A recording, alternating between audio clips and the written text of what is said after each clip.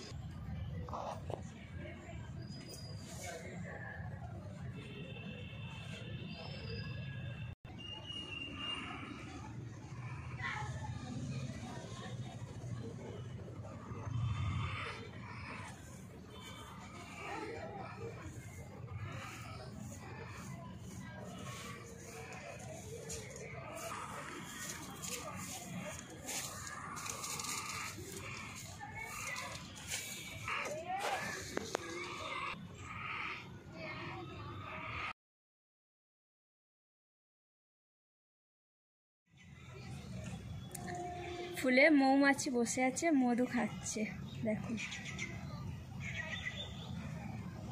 দেখতে কি সুন্দর লাগছে না? হ্যাঁ, তুমি ঘুরিয়ে দেখিয়ে দেখো।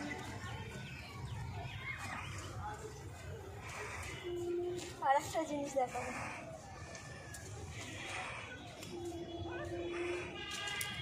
তো বন্ধুরা, বাগানে ঘাস হয়েছিল, আমি তো বেশি খুঁজতে পারিনি, আপনাদের দাদাভাই খুঁজে দিয়েছে, পরিষ্কার করে দিয়েছে আজকে।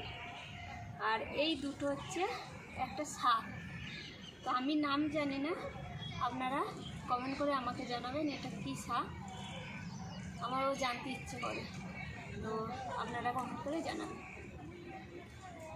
ভালো লাগলে চ্যানেলটিকে সাবস্ক্রাইব করে দেবেন।